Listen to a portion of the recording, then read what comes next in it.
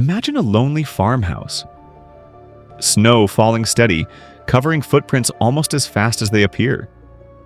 A cold wind whistling through the dense Bavarian forest, pressing in from all sides like dark walls.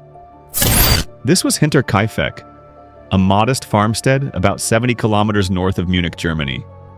A place so remote its name didn't even appear on every map.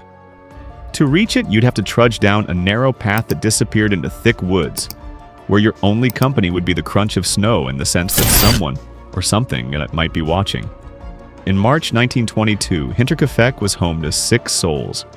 Andreas Gruber, 63, the iron-fisted patriarch. Harsh, suspicious, rumored to keep dark family secrets that no neighbor dared confront him about. Stories said he was cruel behind closed doors, but no one wanted to find out how true that was. Cecilia Gruber, 72. His weary wife, who many said had grown small and quiet over decades of Andreas' temper. Their widowed daughter, Victoria Gabriel, just 35, who carried secrets of her own. She sang in the church choir and raised her 2 children on the same farm where she herself had grown up, under her father's shadow. Little Cecilia, only 7, bright-eyed but living in the middle of grown-up darkness she couldn't understand. And baby Joseph, barely 2, whose parentage sparked whispers that still make this story crawl under people's skin today. Finally, there was Maria Baumgartner, the maid. She arrived at Hinterkaifeck on March 31st, brought there by her sister to start a new job.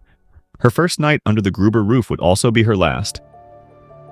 The family was cut off. I think their closest neighbor lived nearly a kilometer through the trees. In town, people said the Grubers kept to themselves for a reason. Some whispered they were cursed.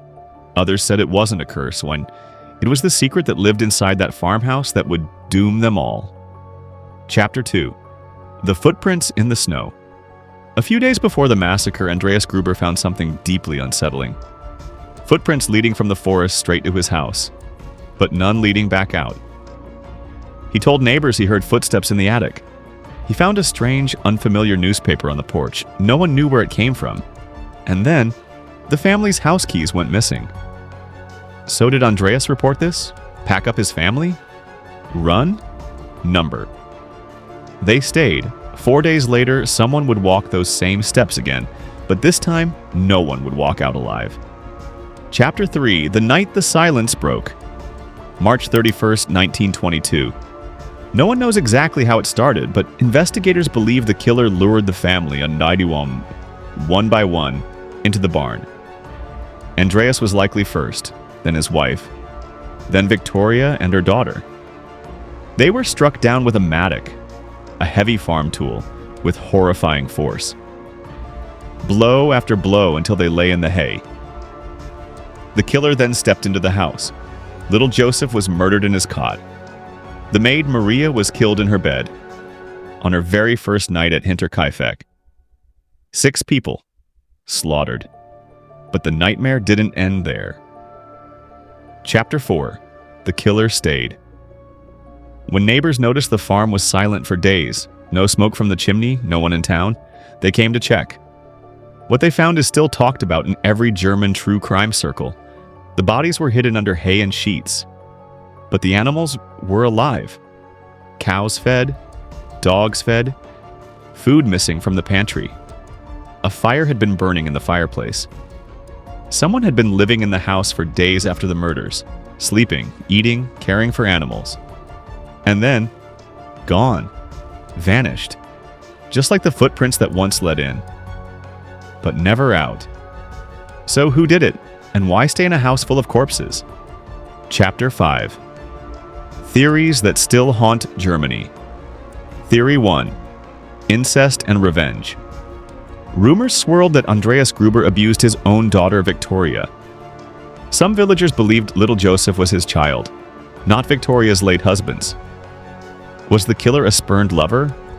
Or Victoria's missing husband himself, returned for revenge? Theory 2. A bitter neighbor. Andreas was hated by many. Some suspected neighbors killed him to end years of tension. But why slaughter the whole family? Theory 3. A drifter or robber. Could a vagrant or thief have hidden in the attic, waiting for the perfect moment? The missing keys, the attic footsteps, they fit, but nothing of value was stolen. Theory 4. The supernatural locals still whisper the killer was not human. Some claim the land was cursed. The forest took what it wanted. And then there's the clue that still gives people chills. The mattock, the murder weapon, was hidden back in the attic. Found years later during demolition. Chapter 6. The endless investigation police interviewed over 100 suspects over decades. They dug up family skeletons, literally and figuratively. But the case kept hitting dead ends. No clear motive, no fingerprints, no murder weapon until it was too late. In 1923, the farmhouse was demolished. The land sits empty now, marked only by a simple memorial cross.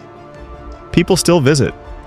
Some say at night you can hear footsteps crunching in the snow, even when there's no snow at all. Chapter 7.